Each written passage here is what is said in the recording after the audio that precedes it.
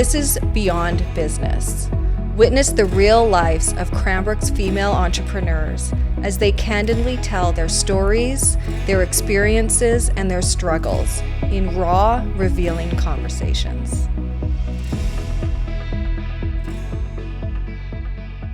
Today, my guest is Alissa Byng-Hall.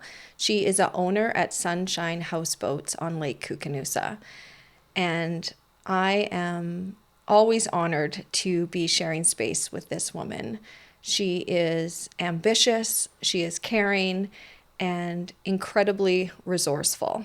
Today we are going to be talking about how she navigates work and life and family. So welcome, Alissa. I'm so glad that you are here. Thank you for having me. Now, Sunshine Houseboats is a business that's been around, I think, since the late 90s. I feel like I got to be on one of the first houseboats on Lake Koocanusa. 1999. 1999. It's 25 years this year. Amazing. And It is a family business. Through and through. So your mom and dad started the company back in 99. And when did you come back? Why don't we start with you telling me how you got into this? Because this is not what you went to school for. No, not at all. So we were living in Vancouver at the time, and I'd always been, I guess, a client of Sunshine's because we would go back with our friends every single year from Vancouver. Basically the city pushed us out, couldn't stay, 2 young boys, 900 square feet, decided to come back to Cranbrook when a job came up for my husband at the time. And so my intention was just to be able to stay home with our kids longer while we were around family, and then noticed that they needed help. And so I was like, I can write government. I can do all the government applications and help and assist them in really preparing the business to sell. That's what I was thinking it was going to happen. And then I had a few summers out there and I go, oh, I like this. This is awesome. Seeing people happy, being part of their moments of joy. Like, we all save money to do vacations and things that we want to do together. And being part of multiple people's joy it's fulfilling. It's totally fulfilling. So basically I got the bug, and then my dad noticed that he thought I had the competency of someone that could take over the company and said, hey, would you want to do this? And I said, yeah, I think I do. I do. How long ago was that when your dad had that conversation with you? Because it sounds like, and I didn't know this piece, up until that point, you thought you were coming back to help your parents prepare to sell this company because they were going to be retiring and moving on. Yeah, they were. They were supposed to be, they knew that they couldn't do it forever, that they were going to age out, and that it was a very difficult company to either sell or just transition out of. It's very labor capital intensive business. So that would have been 12 years ago. Wow. Yeah. So 12 years ago, yeah, your dad notices that, hey, you could actually do this. He put it out to all of us, lovely, because I'm one of 4 sisters, very strong women, put it out to all of us. And we were all in different places at the time. Obviously, it was a choice that I was, very clearly understanding what I was getting into, mostly. Lots of lessons learned in between then and now. But I felt pretty convicted from an early stage that I was like, I want to do this. I love the mix of it. It fits my personality. It's where I figured out that I'm not only good at planning and organizing, telling people what to do, but I'm good at managing and caring for people. The beauty of being able to be under my dad, I called it the business of Brant, the school of Brant, because under him, learning how to be a good business person and just caring for people. I learned that under him, even though my logical, rational brain is very strong and can do things. I have high capacity to see situations and work through them quickly and empower people, not give up on people. So those are all things that I think are needed to be successful. Well, and this wasn't your dad's first business. No. So he was a serial entrepreneur. So for him, selling businesses wasn't a big thing either. He had already gone through that experience. Yes. He was 50 when he started Sunshine Houseboats. 50. Seems like a good business for a 50-year-old. Sitting on the shores of Kukan. How do I keep doing this? That was what he asked himself. How do I do keep this? getting to spend time at the lake? Yep. Because that was his holiday place That when was he his was running holiday. his other businesses. Yep. So that was the motivation for where this company was birthed. Yep. Yep. Now, when he came to you and presented this idea to you and your three sisters about, is there someone here that wants to take this over? Did you feel that he was asking you, or did you feel like he was asking all of you? Because one of the things I notice about your family is they're very relational, and they want to give people equal opportunity. Yes, 100%. I would like to say it's that structured. It's not. It was, I call it gray, which can be a good thing, but sometimes it's like, what would you think about maybe doing this? Could you see yourself doing that maybe? Well, yes, and then that takes time to get to that place where you feel confident enough. Yes, approaching my other sisters, they always wanted to be fair. And is that a great quality? Yes, but it's also a difficult part to navigate in a family business because you can't always be fair. You just can't. And some people have different capacities that change what they can do. It doesn't change their worth, but what they can do. And sometimes those align with businesses that are family businesses, and sometimes they don't. Well, and I love what you just said about worth.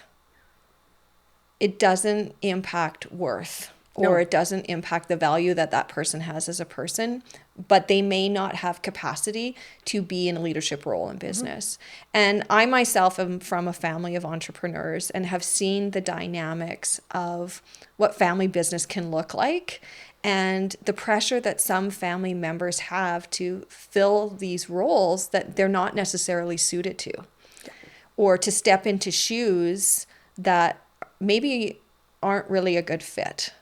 And it can be, I think, very difficult, because I notice in my own family, when there are so many entrepreneurs, everybody thinks that anybody can do this and we should all be doing this because everybody is doing it. So when you have one or two that don't necessarily fit that, I think it can impact their sense of self.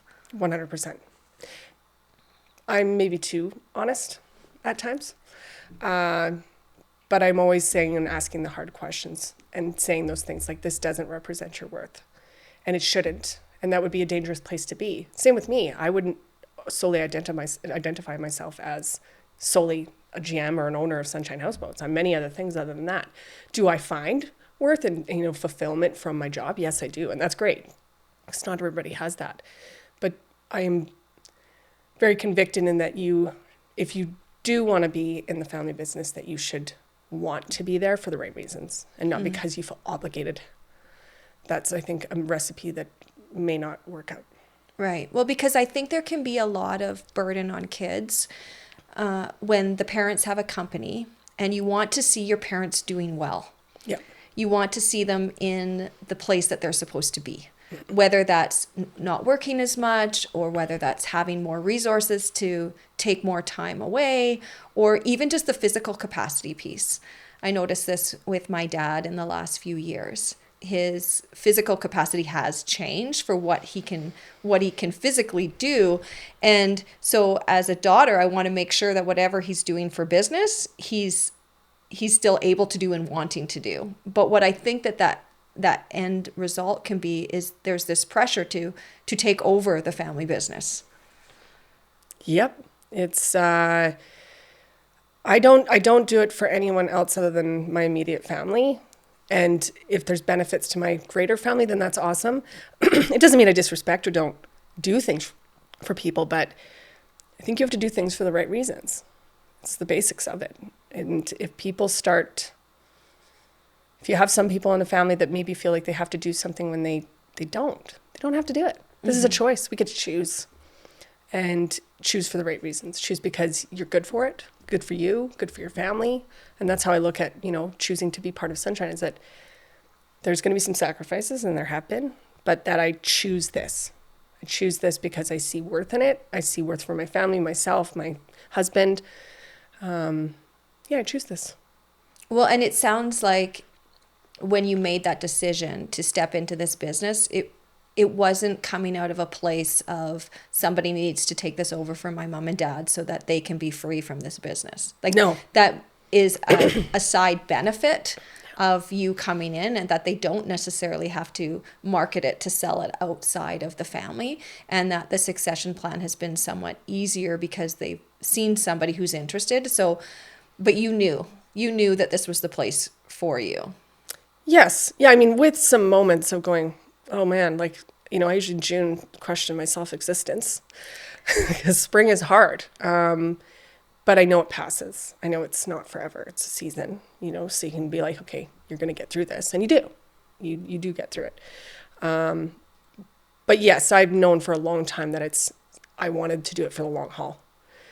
And as long as it keeps doing those things. Like as much as I want to see a long future history for the company, if it no longer makes sense for whatever reasons, I also don't personally tie myself to it. And I think that's healthy, because if you are too tied to it sometimes personally, that can be really hard. Well, and what's wonderful about this is because your dad started this business when he was 50, you have an understanding that things, even in business, are not forever. Yep. And that you don't have to keep making this business work for you if it doesn't work anymore for the life that you want or for the direction that you're going. Yep. Now, the difference from your dad to you is that your dad, this wasn't a legacy business. No. And now it is more of a legacy business because it was started by your parents and now you're running it. So do you feel any burden there to make it successful or to maintain it because of where it began? Yes, definitely. There's some part there, but it's more just about it making sense. There's just this make sense piece. Like, you do it because it makes sense, not because it existed before. Because history dictates bad things have happened in the past. And once you know better, you do better, right? Same thing with anything. So if the company is doing well and it's providing and it's, doing a service or a product or whatever, then of course you want to keep doing it. But if something happened to change that, I would adjust. I like change, bring change. Like, it's been 5 years of constant change, whether it be a fire season to COVID, to labor shortages, to whatever else. There's always something going on. And that is, you just have to embrace it, but also be realistic within the confines of what you can do and what makes sense. Well, and you've just distilled one of the things that I think it means to be an entrepreneur. Yeah. Is that piece that it's always changing, and you have to not necessarily stay in front of the change, but be willing to change as it goes. Yep. And knowing that that's a part of doing business. And doing business well is being able to navigate the different seasons as they come and take it as it comes and put whatever you have into it and know that you don't have everything all the time to put into it. Yeah. It's, I saw somewhere, I'm going to see if I can paraphrase this because I don't have the exact wording, but, like, for people that are like lucky in business or lucky with things and success and things like that, it's like, it's not that. It's having the preparation, skill, and experience to be ready for whatever's thrown at you and optimize and profit off of that. So there's been a lot of those moments where I was like, we did this knowing that it could happen, and it did. So yeah, there's a lot to being ready for whatever business throws you or whatever else happens, and being kind and respectful in the failures. It's hard. I had a season this year. It was like, there were moments where I wasn't kind. I will say that. I was not kind. But it was short-lived, and at least with family, there's a bit of buffer room to be like, do better. Right. Do better. I mean, you can say things to your sisters or your parents that maybe you couldn't say to other staff. And they can say it to me. Right. Which was what they said. So, yeah, it's all part of it. I think there's more opportunity to be really honest when it's family because they've known you your whole life. Yep. So, and there's some difficulty that comes from them knowing you for your whole life because you can't act the way you acted as kids in the family. No. Or you're not acting like a child with your parent, right? But we have these patterns of behaving and these patterns of relating that when you're in family business, you have to somehow break through those and start relating as coworkers, but with this solidarity and with this weight of we actually really know each other. Mm-hmm. Yeah. You can't walk out of the room with an employee. And so if it's an employee that's a family member, then you really have to work through it. So I think it's actually provided healthier conversations in my family. I think that we probably would have had worse habits that we continued in terms of not communicating well and not showing up sometimes to have the good conversations because we have to. Because other people are relying on you, your employees, your business. So you have to do it. Right. So this piece of, because the business put pressure on the relationships, it improved or strengthened your relationships in ways that maybe wouldn't have happened if you weren't working together or working towards something. I think so. I don't know if some of my siblings would see it the same way. I feel like I'm more honest, and generally try to keep it kind honesty, but I feel like I ask good, hard questions to keep people being accountable. Yes. Because that accountability piece is everything. It is. Because you have to hold them accountable. Like, would you say this if I wasn't your sister? Yeah. If you worked for me outside of this environment and I was your boss and not related to you, would you treat me this way? Would you talk to me this way? Yeah. Because your sisters all have a part in this business with you, but you are the person that is running the business, which is a different dynamic because you're not the oldest. Nope. So they're not all your sisters are necessarily used to looking up to you or looking to you for guidance. Mm-hmm. So talk to me about that transition, because I know when you go into a family business, and especially when you have employees that were there working for the father and now are working for the daughter or the son, there's a transition period that happens there. And there's a transition that period that happens within the family when a new family member is coming into a position of leadership and how that changes the dynamic. So how did you navigate that space when you and your dad talked and you knew that you were stepping into this role and the other sisters were going to be involved but not going to be stepping into the leadership role? It was a process and it happened over years. Wasn't given the title general manager at the beginning. It was, Alyssa's responsible for hiring and the store. So it was nice to have that transition. There's only 2 employees that are still around from when I first started managing. One was respectful, one not so much. And it took a long time, and I still think that there's challenges there. But in general, most people know. And my dad was very kind in making sure, that's Alissa, to direct the questions to me. And I think that I've earned people's respect because they see me get things done. And, hey, this is what we're doing, whether or not, it's problem solving, like they know any problems come to me and they see me do it well. And so that part, I had bumps, but I don't feel like it was too bad. I feel like my dad was always very kind in making sure people knew who was who. Do we still have where he comes in and people are like, well, Brant asked, and because he's still owner, that they're gonna do, well, you can't say no to him. And I'm like, yes, you can. Yes, you can. But that part with the siblings, it's been up and down. It's been a challenge. You learn things, you have steps back, you communicate better, you don't. In general, right now, I feel like there's good honesty there. I think we'll always have dynamics because we are 4 unique, strong-willed women. Yeah. And I think it means you've always got somebody really in your corner. Like, you're never alone. So that's great, right? But we're all strong-willed. So there's sometimes where it's like, oh, this is hard. This is hard to go through. Yeah. But I hope that through honesty and just being really fair to ourselves and to each other, that those conversations will resolve themselves and that we'll continue to be the strong, loving family we are, even though we're crazy. Right. Which we are. So. Well, And I noticed that you're tearing up a little bit, or you look like you're tearing up a bit. Yeah, yeah. So, what is that piece about family? Because I know that family matters to you, and I know the business matters to you. So, Yeah, it's just, I care. Yeah.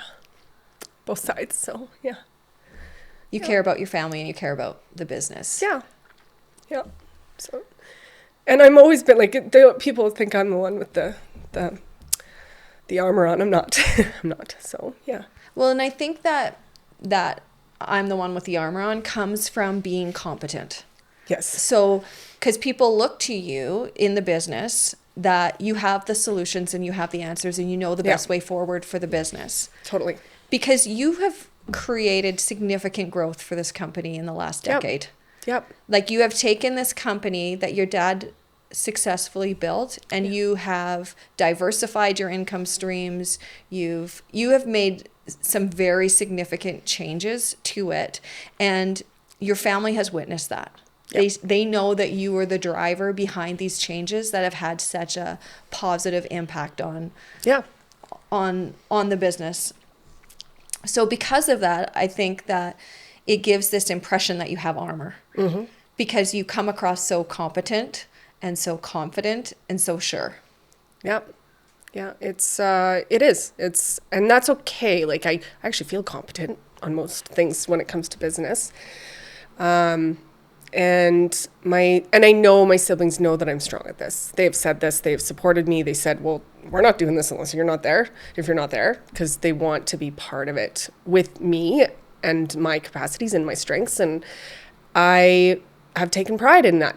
It is still so much should be owed to my parents for what they did, right? They built it off of nothing.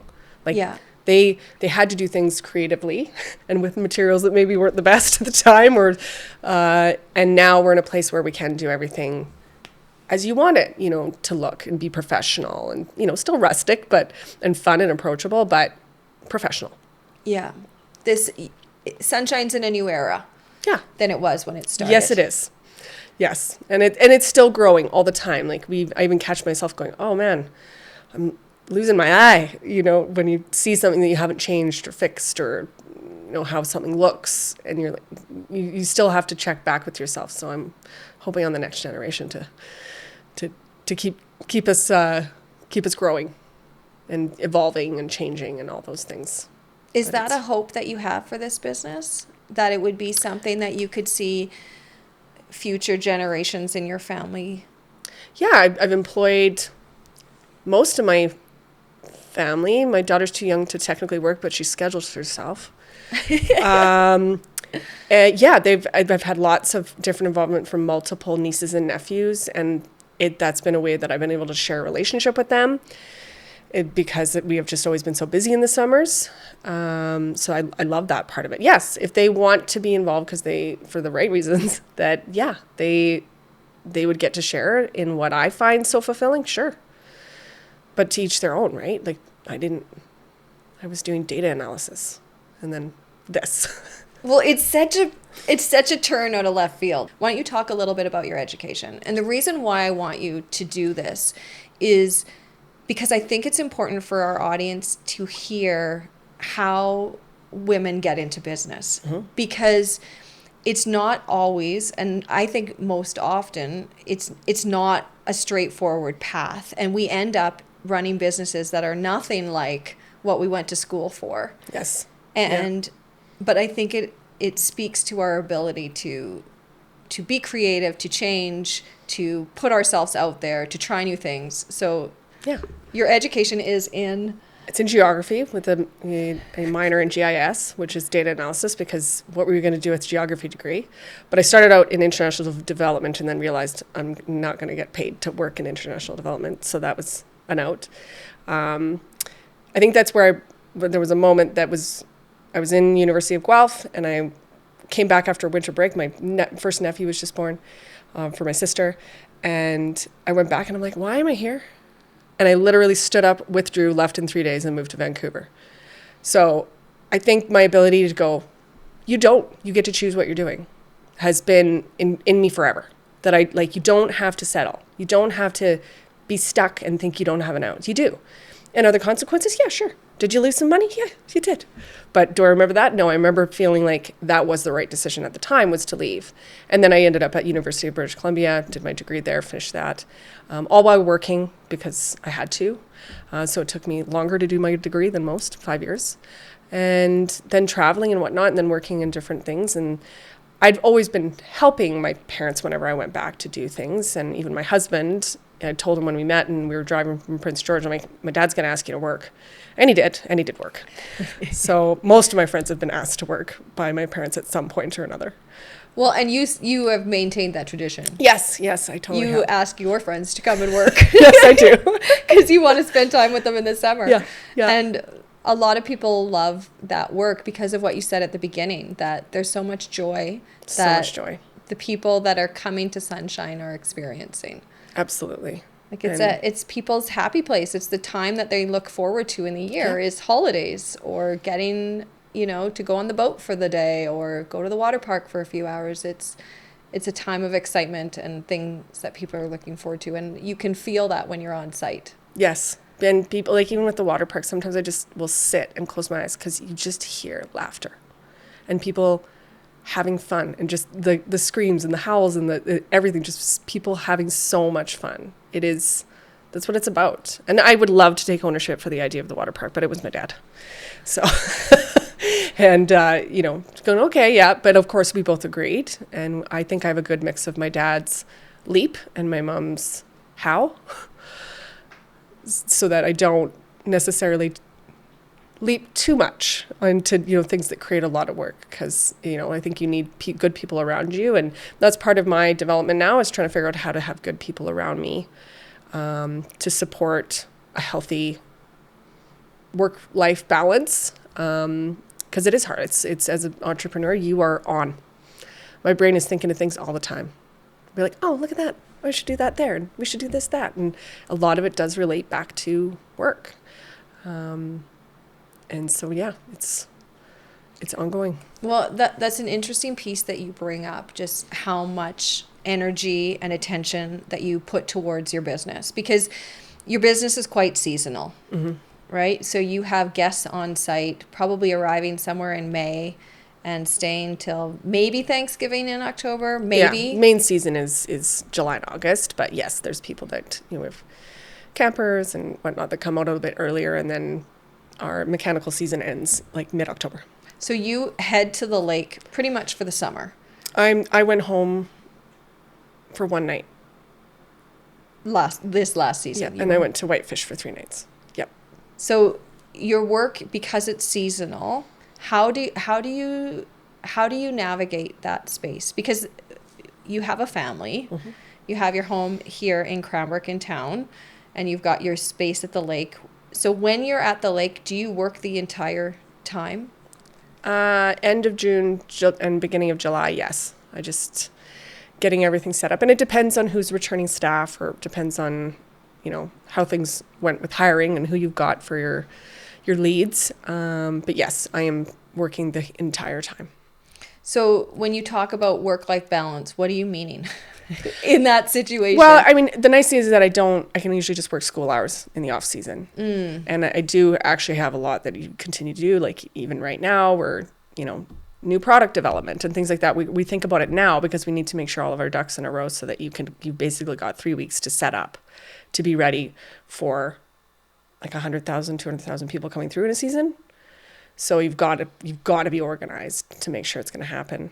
What do you actually mean when you say work-life balance? I stopped working at some period of the day and would go and have dinner with my family, or I would, get on a boat, for an hour or two, or, go have dinner with someone, or just hang out with the kids, like all those things that you would. The only way I could hang out with my kids for this 1 month this year was if they came and worked with me, which I forced them to sometimes. I'm like, we're going to go do this together, or we're going to go, pick this up or do that. So I had to fit that in. In general, I feel like I'm okay with it, because I know we've talked about how I just naturally am doing that. I'm integrating with my life, so that there's many moments where you're like, okay, I don't want to have to go do this, but I have to go do this. So I would like to share that more with someone that is on the same level of, can share the load when it hits like that. I'm generally the person that deals with any problems at all. And there's always problems. There's always problems. And in any business, there's always problems. Yeah. But I think in the business that you're in, the problem is right now that it needs to be fixed. Yes. Yes, it is generally an immediate one in the season. And when I say problems, it could be a machinery breaks, or a client is disgruntled, or there's an injury, or there's whatever. Like it depends what you're dealing with. Usually it's just conversations with people, but it's immediate. You got to do it now. Yeah, you can't delay. You can't delay. So when you've had time to go for a paddle in the evening or have dinner with your family, you feel better in work and in... Yeah. I mean, I genuinely love my job. So I'm talking to happy people 98% of the time. So it's, I know every single mortgage client's name and their wife's name and most of their kids if they've been out to the lake. So these are relationships too. They're not just clients. These are people that have shared parts of our lives, memories, moments, like just like they have, right? So it's not just a customer. Some of them feel like family. Right. Yeah. Because they've been there for a decade. Yeah. Like returning every summer. Yeah. And you know them. I know them. So investing in spending time with them doesn't always feel like work. No. I say it always feels like Friday. It always feels like Friday. It always feels like Friday. Like I don't, there's not, other than like being tired or not getting just some reasonable amount of time off with my family, I don't dislike any other than the 2% of angry people, but they're angry anyway. So you're going to deal with them anyway. Right. Right. You just separate that piece. Yeah. Oh, I don't, it slides right off my back. I don't take any of the, people are like, how do you deal with that? And I'm like, I don't deal with it. I just let it go. I'm like, elsewhere.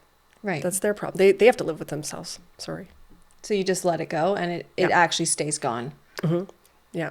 Employees and my staff, that's where sometimes if they're struggling, I feel the weight of that. Because you're interacting with them on a regular basis. Yeah, so or just like we know them well enough that they're like friends, like some of the longer term staff and things like that. If they're, or even someone not the longer term staff, just seeing them, struggle through something and you just care because you're part of their life. Yeah, like you say, on a day-to-day basis.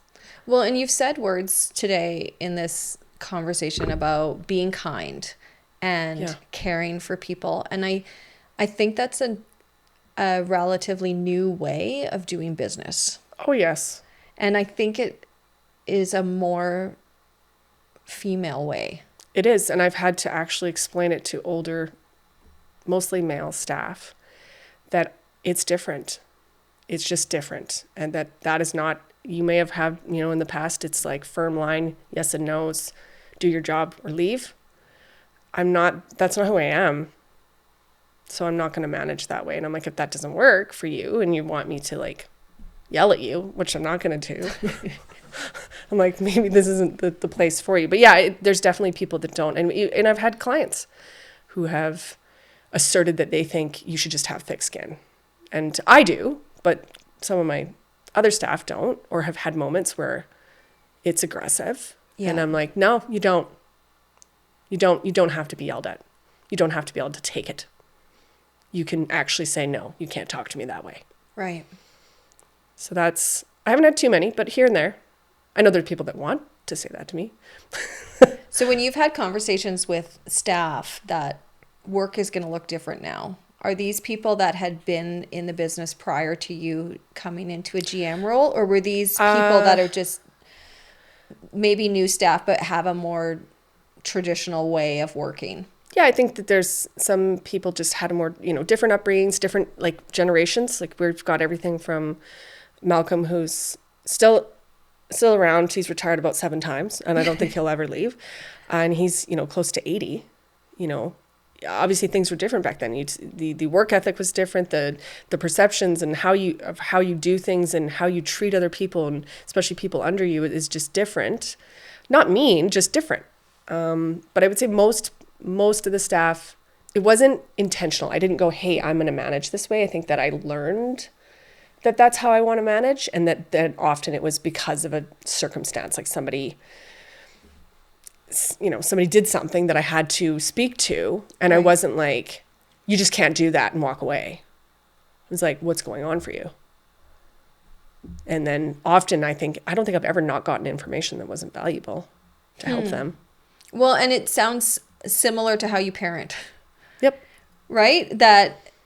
And I think that it's interesting, and I'm just kind of making this connection now, that the way that people parent has also shifted in the last few decades. Oh, yes. Right? That we're more, as parents, we're more interested in what's going on, and we want the backstory, and we're having conversations rather than just telling our kids what they need to do or not do. Mm-hmm. Which I do have many moments of that too. Not with staff, but with my kids. Just do this, just because I said so. But yes, I think that is a paradigm shift for any relationship, whether it's working or it's family. That some people are they just ask more questions rather than just be like, no. Well, and I know that parenting is a big part of your life. Like even how you were talking about the decisions that you're making for your business are for your immediate family. You're talking about your kids and your partner. Yeah. You're not talking about your sisters and your nieces and your nephews when you say immediate. Yep.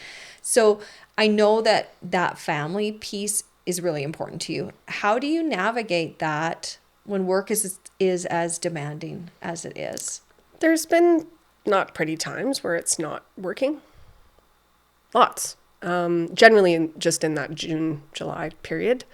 Obviously my husband is really flexible and has been able to pick up where we left off. We've had au pairs, we've hired help. My mom-in-law came out. So we've had different help. The kids are now old enough that this year I didn't hire anybody, although one of my sisters definitely took my daughter a lot. So, I mean, I have help there, and I'm trying to do better at acknowledging that value, because it is. I like that, knowing that my kids have a safe place to be when they're not, with me or my husband at the lake. But it's a village, and like, honestly, they live at an all-inclusive resort, and they'll have no idea how good their life is until they have to actually go pay for it. Right. So the feeling that makes it okay when you're working from the time you get up till the time you go to bed is knowing that they're in holiday mode, having a wonderful time, and that they are surrounded by people that love them. Yes.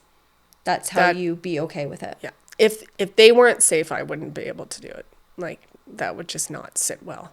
I mean, I'm sad that I don't see them as much as I want to, and that we're not connecting and, being present. That's very hard for me when I'm in that much of a bubble of work, because my brain is always just like constantly going through what needs to be done. You mean you can't settle into the conversation with them? Yeah. Because you're thinking about like, oh, did that houseboat launch? Oh, they'll say something that will trigger a thought, and I'll be like, right, I was supposed to do this for that person, and then that person goes like this, and like, all in 8 million different directions. I think this is a fascinating aspect about you, and I've thought a lot about that piece in the past,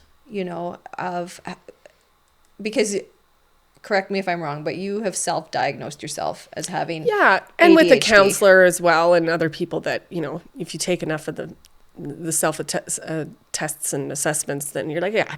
I mean, did I need to even take those to realize that my brain is always on the go and, would be characterized as ADHD?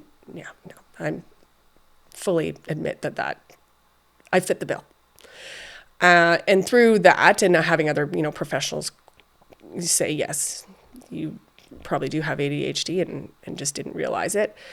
I don't know. I always went up through the positive sides of it, because I think my brain, the way it works is that I have high capacity. I can do a lot, and I can think of a lot of things, and I can solve through a problem in my head faster than most.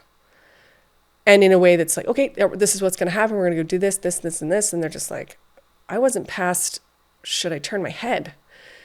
So it's a great quality. The crappy thing is that I never turn off.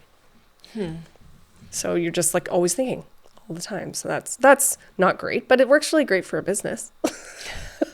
So you're choosing to see the side of it that serves you. And I mean, because my son is the same, you know, he's got a lot of the same characteristics, and I see him struggle. And with boys, it just presents different. You're more physical. So I think that's, you know, at the time they were just starting to, I think, diagnose kids when I was in elementary school. So I don't even think and it just looks different. Like, it's, well, being female, it wasn't as noticeable, No. probably, as it would have been had you been a male yeah, at that time. yeah. And even just today, like even with my daughters, I think she potentially could, because she's constantly moving. Like, her doing 50 cartwheels is cute. A boy doing 50 cartwheels in a hallway doesn't present the same. They just go, oh, you shouldn't be physical. You could be dangerous. Whereas with girls, it's cute. And so he just gets different attention, which is unfortunate. So I'm trying to focus on the positive sides of it. I mean, but I'm also can get very distracted if I work from home. Not great, but I found tools that will just be like, okay, these are the markers that you need to finish, you know, dumb things like lists. I mean, I know this sounds stupid, but you need lists that are clear, that you can read. Because sometimes I write my list and I'm like, what did I write for myself? What does that mean? Like, oh, well, next. It'll come back if it's important, or it won't, and it'll fail and I'll have to fix it, but I can do that too. Yeah. So when work is happening at the lake, it probably really serves you well. It does. Whereas when you're at home and you've got all of the competing pieces of family, the house, and work, which is less pressing because it's not in your face, right? Yep. Because you're preparing for the next season. Yeah. That's probably the time that it's more difficult for you to navigate. Yes, transitioning out is always a challenge. I'm better at parts of it, but it's always a challenge. And it's like, imagine you're getting like constant dopamine fixes all day long. We love this place. This place is awesome. Laugh, you know, cry. Everybody's happy. And then you go to mom on like literally the Monday of September long. You turn in and then you go, okay, what do you have your school supplies for this? I don't want to go to school. I don't want to do this. Sad, sad, sad. Not happy. And I'm generally the problem person. So if there's an issue, I get it. So then it's not nice, happy dopamine fixes. It's like switch right out, which I just kind of realized in the last 2 years. I was like, right, that's why it's so, one of the reasons it's hard to transition out. So yeah, trying to find ways of being like more positive and just not kind of going into that mode. It's like, oh, right, you're tired but you still need to show up for your family. Yeah. Well, because you've been present for your family, but not really. Not really. Like, they've been seeing you. They see me. Physically. They physically see you in the summer, but they don't necessarily interact with you unless you're working together. So then to go home and have to be present when the space doesn't feel as positive as it did in this. Like, there's no more Fridays. There's no more Fridays. There's no more Fridays. Yeah. It's hard. I don't have the full gamut solved at this point. I'm just trying to be, because my kids are young and they're not going to be young forever. I'm just like, try to be present. Try to be present in a way that is fun or just nice.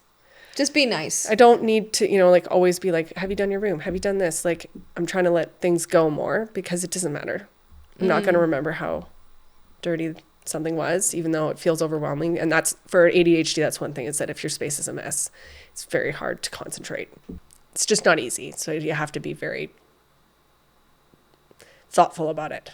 And sometimes there's space this season right now, because I think I'm just grateful that I'm through the hard part, that I know, I don't know, it seems okay right now, but I'm still out weekends, right? Right. So being grateful that you're through the hard part, meaning the transition. No, the hard part of just this year was I didn't have support. I didn't have support in operations the way I needed it. And I thought I did, but it, you know, sometimes it just doesn't work out the way. So then by the time the problem was, I was like, I just have to do it all. Well, yeah, because it's going to be over in 2 months. Yeah. Or it's going to be over in 6 weeks or 5 more weeks. Like, because your season is so short, I'm sure that you try to plan and prepare as much as you can, but then the season starts, and if things aren't in place the way that you thought, by the time you would solve it, it's too late. Yeah. So you just kind of... You just do it. Do it. You just do it. Yeah.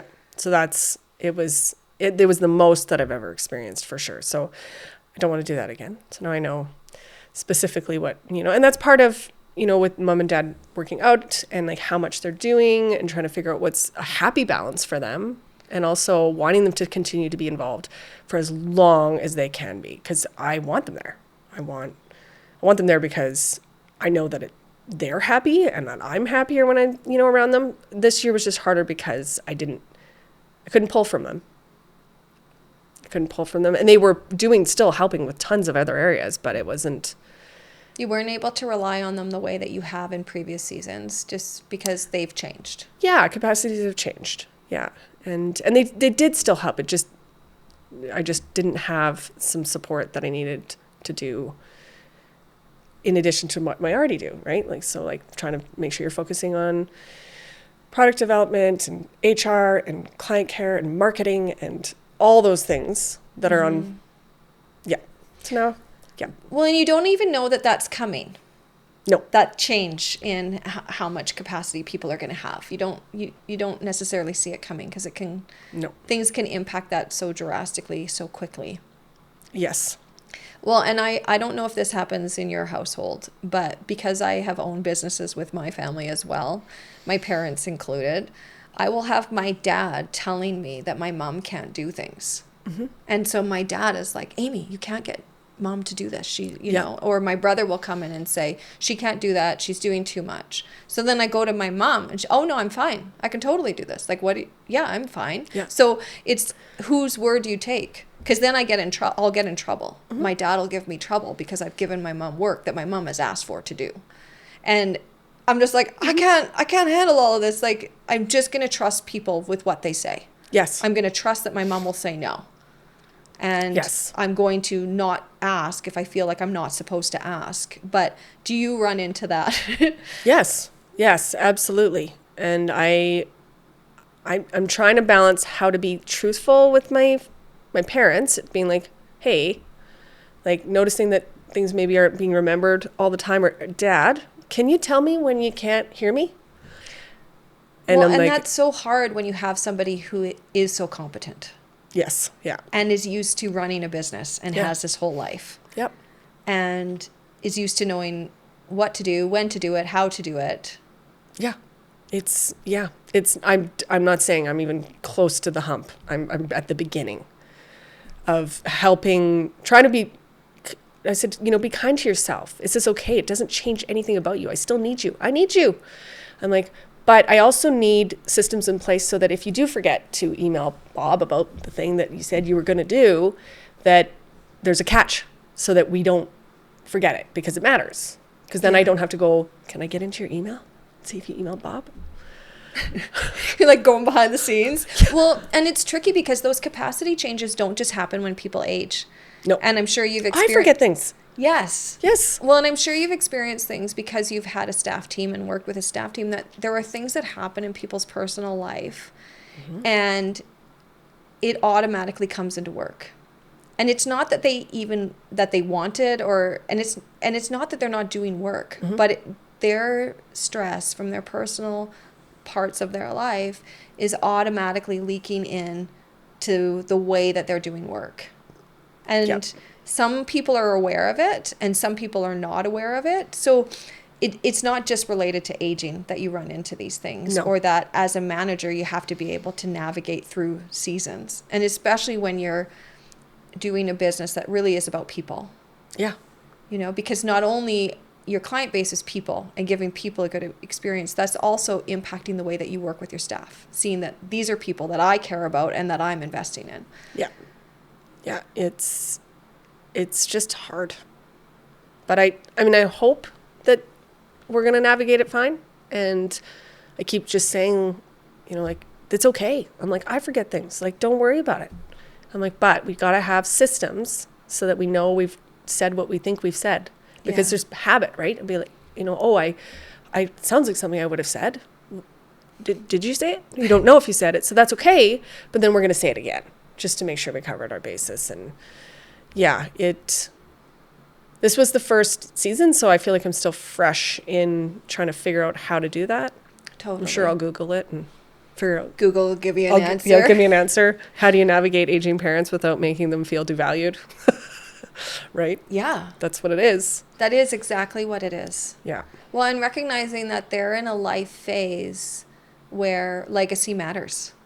Yes. and for recognizing what contribution have I made to this world, to this life, to my family, you know, and for your dad being a business person and your mom, because she's Oh, yes. been, She's backbone. she's been there right there, right? So I think a lot of our sense of self comes from that when we're entrepreneurs. Yeah.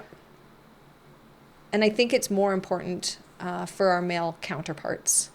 I don't know if that's entirely true, but in the women that I've talked with, there's definitely this other big piece around family and life outside of work. Yes. I always said if they were going to post this job, they never would have hired me. They just wouldn't have. But, family, like, you know, can't go back and forth, has to drive back and forth. Like, you wouldn't have hired someone for this job. But it also meant that flexibility for me and for my parents, right? Because we could kind of offset each other as they're transitioning out. It was a big value. So while I know they wouldn't probably have hired me for my resume, but they knew better. They knew better. And that's the other part too. Like, I wish somebody would have said, hey, Alissa, like, you're really good at telling people what to do. Like, I didn't even think about it. I didn't even cross my mind to run a business until I started just being like, hey, I'm going to help you with this, and going, oh, I like controlling what's happening. I like being in the position where it's like, we can do this well. So no one, but why would they? I think that's such an interesting piece that you just pulled out about entrepreneurship, that it's not necessarily something that people bring to the forefront of this is a career, or this is a direction that you could go. You know, because those attributes that you have as a leader, you've had your whole life. Yep. So that not necessarily being recognized, because your paths cross people, right? As you're going through, where people are encouraging you which direction to explore. And it's interesting that didn't come from your parents. No, and they just always said you could do whatever you want to do, right? But there was never really a push in anyone. I mean, my oldest being like, it was obvious, be a nurse. But none of us, it was just like, do what you want to do. Oh, that sounds like fun. You should, you know, work at this place. Go work at Disney World. Okay, that sounds fun, right? It wasn't a direction of a career. I don't think I ever had discussions with my parents around what career I should maybe look into. I wonder if that's reflective of the times that we grew up in. Yes. And how, I'm sure. And how it's changed. Women's roles have changed. Yep. Yeah, I would say so. That having daughters versus having sons, and daughters or having sons, that the focus on career maybe wasn't, they wanted you to explore and do things and be who you were supposed to be, but it wasn't necessarily going to be a driver. No, they just, you know, work hard. Oh, that sounds like fun. Yeah, try that. Do this. And it was never negative. And there was always, I would say that my parents were very good at teaching us not to have fear, to try things. Because, it's just like, why not? What's the worst that's going to happen? And I practiced that now more and more with my dad, where I'll be like, really? And he's like, yeah, let's just do that. So now I feel like I do that. I'm just like, let's just do it. The addition to our water park this year, when we blew it up, I was like, oh, it's kind of big. But it was huge. It was a massive success. And I think even now my other sister, who's been working with me directly for almost 5 years now, even she's starting to get you take risks. That's where growth happens. That is where growth happens. Well, and that is such a huge piece of entrepreneurship, is taking risks. You have to. You have to. And you don't know how they're going to work out. No. And they're not all going to work out. I'm more calculative in my risks that I take. Like, I over-research them. And then I'll be like, okay, yeah, good. Whereas my dad was more of like, yeah, I'll be good. Let's do it. And then, figure out the logistics later. Whereas I figure out the logistics prior. Do you think that was a gut thing for him? Like, he knew in his gut, this is going to be good, so we're going to do it? Yeah, so he's always been like, ideas, and why don't we try this, and we'll go like, and I have that, not as big as him, and he doesn't have young kids at home. So I said, Dad, can't bring me 8 million ideas because I have 3 children that are my biggest ideas. So I'm like, keep doing it and bring me the good ones. Right. Right? That's part of figuring out how your relationship at work works now. Yeah. Like, what are the roles that you're going to take? And he can continue thinking of all these great big ideas, but you don't have time I don't have time for all of them. Well, what's interesting about that is because you're talking right now about a boundary. Oh, yeah. That you're wanting this specific boundary. And what I think is fascinating is you don't have a lot of that boundary in the summer months. No. None. Like I would say none. So it probably makes it that much more important in the off season that those boundaries are really strict. Yes. And it usually is when I'm like, okay, I'm overwhelmed or something that I go, whoa, like how do I quiet the noise? It is important, the boundary part. And I here and there, I'm good and healthy at it. And then it's usually reactive. I would say that. It's not as proactive. Same with the summer. I'm just reacting. But I know movement is key. It's just where I'm happy. Like walking, it's probably just like walking and paddleboarding. Those two. Repetitive movements. Let your brain wander. Yep. So you're able to fit that into the summer, just that movement piece. And in the winter, you, in theory, have more time. In theory, I have more time. I think just less. I don't know. It's cold out. Yeah, it is. There's no lake. There's no lake in the Kootenays through the winter that isn't frozen. It's not. You're not getting hot and being like, let's go for a swim. Like, yeah. Those are probably some of my favorite moments. Is being like, hey, Jess, you're in the canteen. Britt, hey, come down. Let's go for a swim. Take a 5-minute break and laugh at each other. And those are your sisters that you're saying that you want to spend time with in the summer. And I think that's one of the gifts of being in business with family is that you have these relationships that you've had your whole life. Like siblings are forever friends. Yes. Because they've known every side of you forever. And when you work together and do business together, that relationship gets to be on a different level. It does. There's just more stake. Yeah. There's just more. And yeah, we'll see what the next years bring. I'm hoping that we're all involved to some degree, but I also just want people to be honest with themselves about what that looks like. And then for me to continue and just trying to grow and create a business that is a little bit less labor intensive and less high skill needs and things like that. But at the same time, still thinking outside the box about, what other things we can do. And what can you offer your guests? Or maybe not even at the lake, maybe elsewhere. Right? So there's opportunity now, which is great with growth and we're in a good place. Well, and your merchandise for so Sunshine is, you've kept it pretty much just at base, right? Yeah. But I see your merchandise everywhere. Yeah. And you've had circumstances where people have stolen your merch design and started creating their own with your designs. Yep. So you've definitely hit it there. Yep.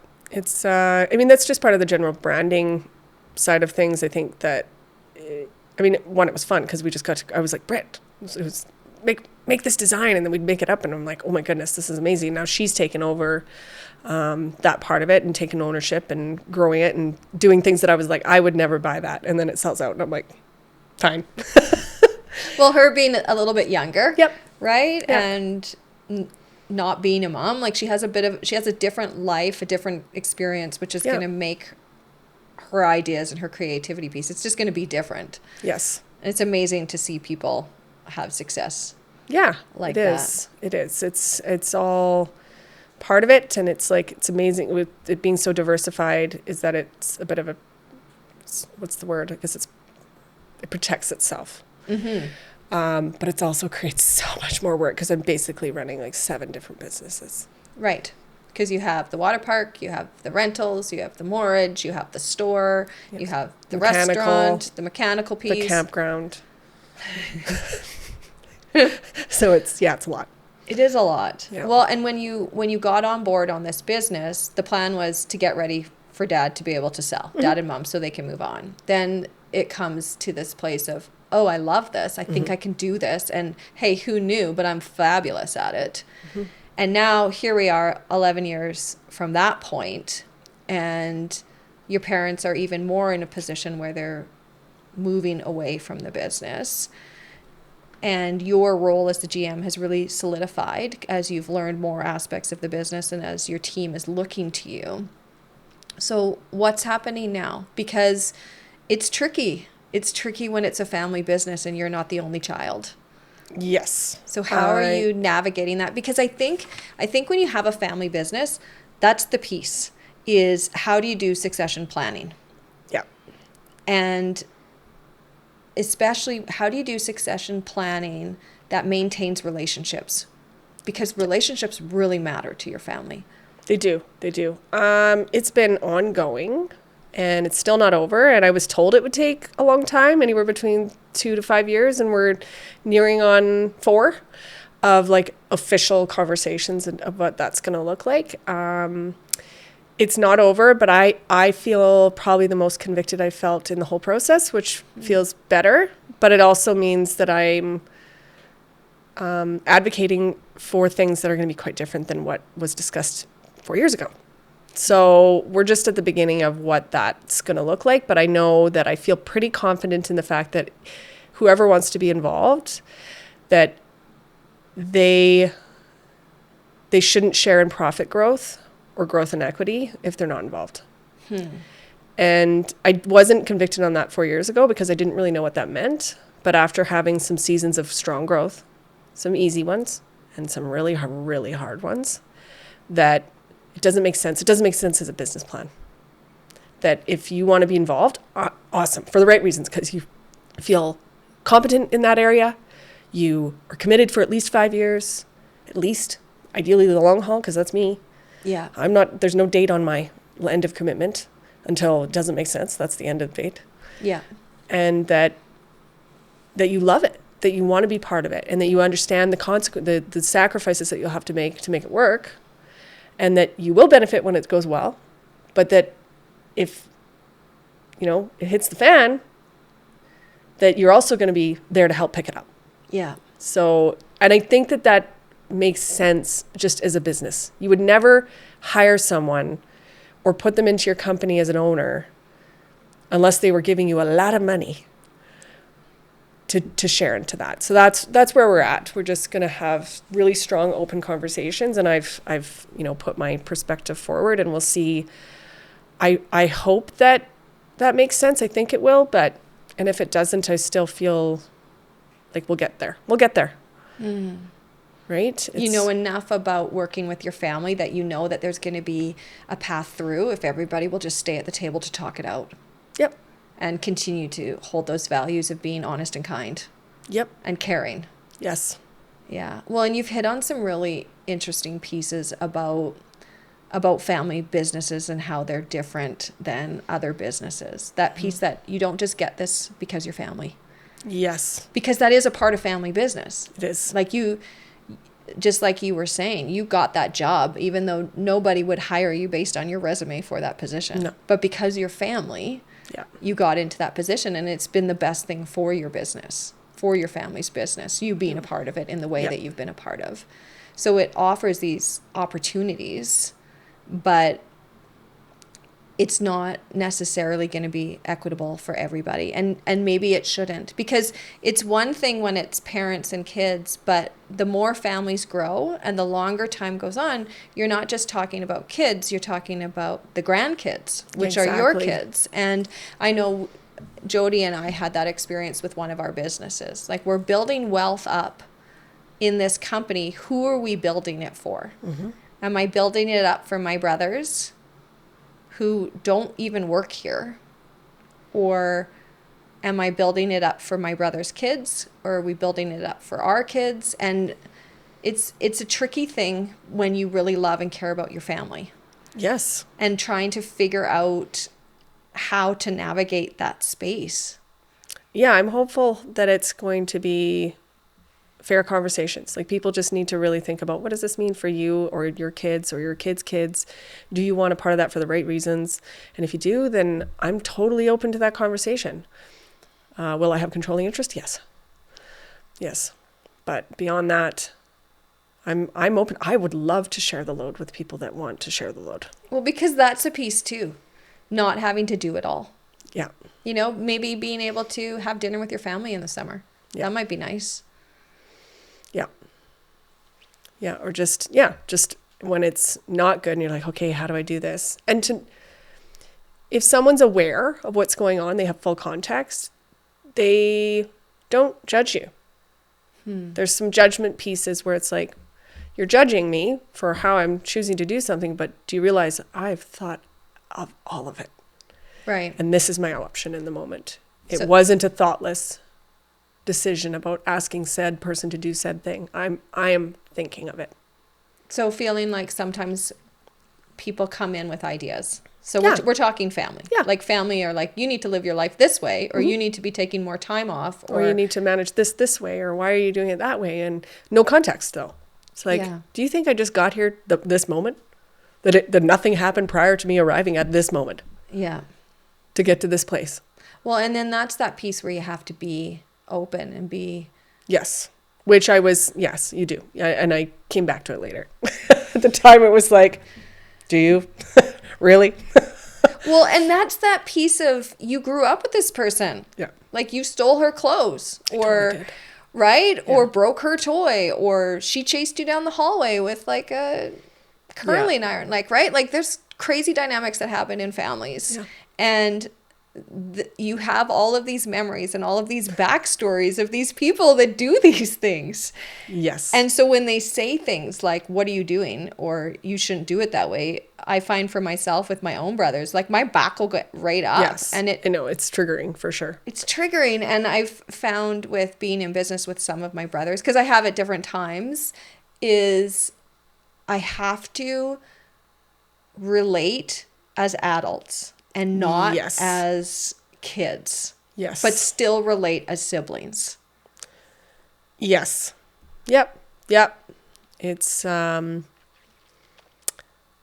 there's many moments where I'm just like, do not go there. Don't go down to like, bringing up that feeling that's not actually accurate to the moment. It's a history place. It's old habits. It's bad forms of communication that existed when you were 12.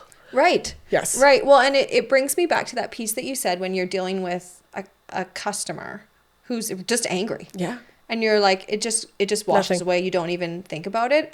But that can be very difficult to do when you have a relationship with a person and yeah. you care about them. Oh no, totally night and day. But sometimes in the moment, that's what you need to do too. Yep. Is just let it go and realize that, you know what, even though they're in this business and they share some of the ownership and they share some of the work, they don't actually know.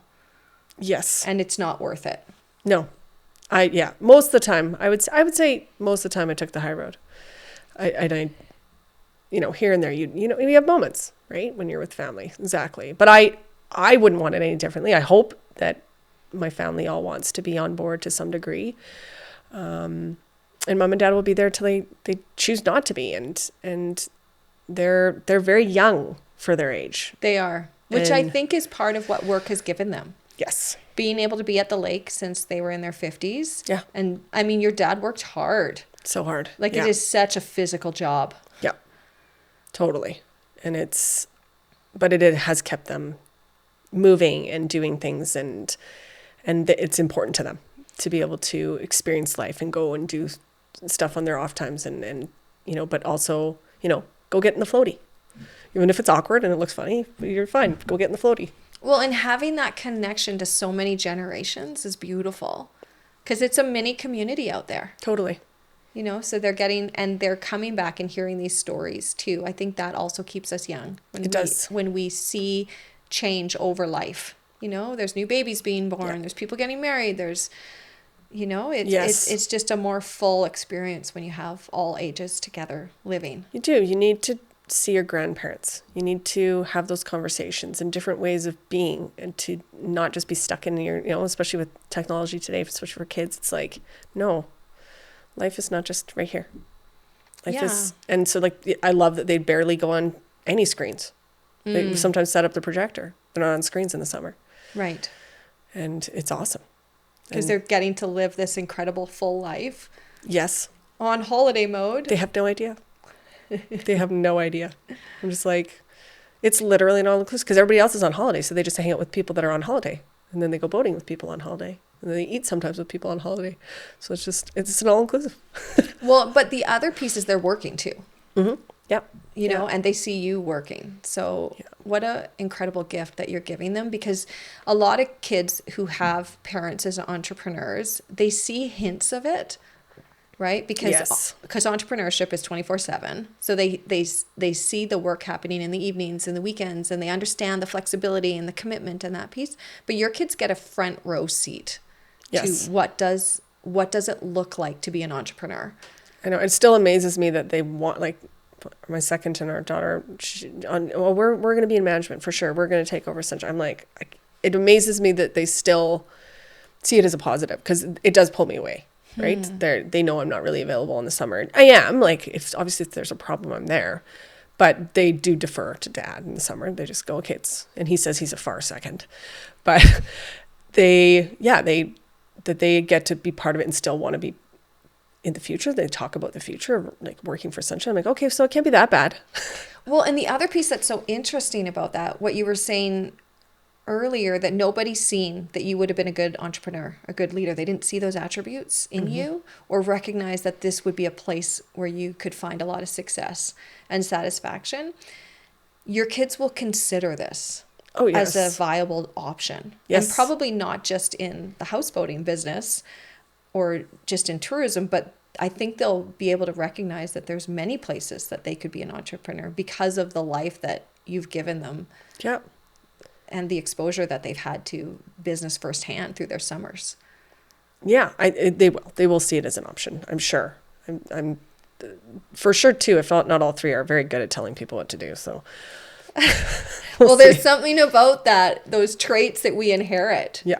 You know, it doesn't surprise me that there are so many people in family business, and it doesn't surprise me that entrepreneurs raise entrepreneurs. Yes, I think you have that gene or you don't. Yeah. Yeah. There are certain characteristics that I think make entrepreneurship easier for some. Yes. Yeah. And being able to tell people what to do.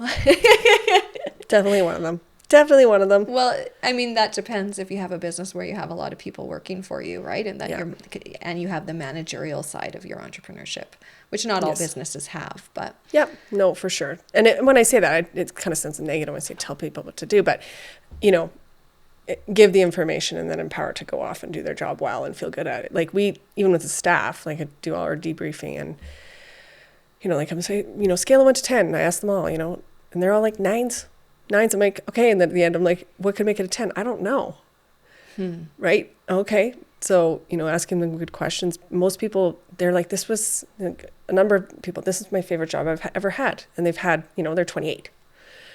And I'm like, they're like, we got to figure out how to do more of this so that I can have a good meld. Like take my skill set that, maybe one was in marketing or accounting or whatever and do it. And I was like, that you could like start this company. You talked about this, so most of the time I'm creating relationships and encouraging the staff, even if they're only with us for one season.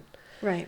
Like I've trained hundreds of young people, hundreds and hundreds now after 11 years doing it. And seeing many of them go off and start their other companies or just, work in a field that they didn't think they were going to work in, that people often are coming and doing this job on working holiday visas or just as a break. And then they go, right, I get to choose. I get to choose what I want to do. What an incredible legacy. Yes, I love that piece part. Is. Yeah. That you get to invest in people and encourage people to find their space. Yeah. Yeah. It's important. I think, when people feel valued, they do better. They do. They just do. They work and harder. I do value them because they're providing a service to me to make our company work well. Right. Yeah. So I think it's mutually beneficial to be vested in each other. Yeah. That's the beautiful part of being an entrepreneur. Yeah. Is being able to provide something for the people that work for you. Yes. And recognize that you are where you're at because of the people that have come alongside 100% and are working for you. Yeah. I was totally just thinking about like how many people, someone suggests, let's do the display this way. I'm like, that's a great idea. And then the next person goes, oh, we should, add this and expand this. And it's like, it never, like this symbiosis of what has happened to create where Sunshine is built on people's investment from hard work and inspiration and creativity on so many levels. Like there's nothing that you could just say one person did that. Well, and that's a reflection of your leadership because there are companies and there are leaders and there are business owners that don't lead the way that you lead. But because you recognize that this is a person that has value simply because they're a person. Yeah. And giving them the space to explore and create and try things out opens the door for people to be more creative and to take risks and to have competence and autonomy. And that's when you get the best work. Yes. Yeah, it is 100%. And it's shared. The success of Sunshine is shared. Yeah. Yeah. For many, like in so many ways. Yeah, no, it's, I love that piece of it. And, you know, I used to get annoyed with non-returning staff, and I'm like, no, it's good. Well, I can get everybody there. There's no problems there. Now we got videos, which will be great. Right.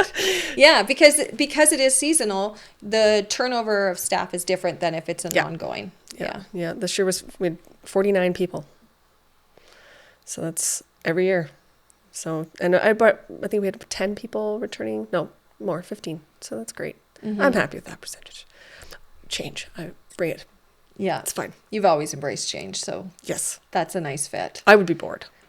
I'm so thankful that you came today and that you were open and vulnerable with your story. You've built such a beautiful business alongside your family. And I know that it's not always easy to navigate working with your family. And we have to do things for the company, which means that sometimes we have to put family aside. And it doesn't mean that family isn't more important than the company, but in certain moments, in certain decisions, it can feel like the company is coming first, even when you know that what you're doing is setting your future family up, or it's taking care of your family of origin. Yep. And I think you have been navigating that space with so much grace.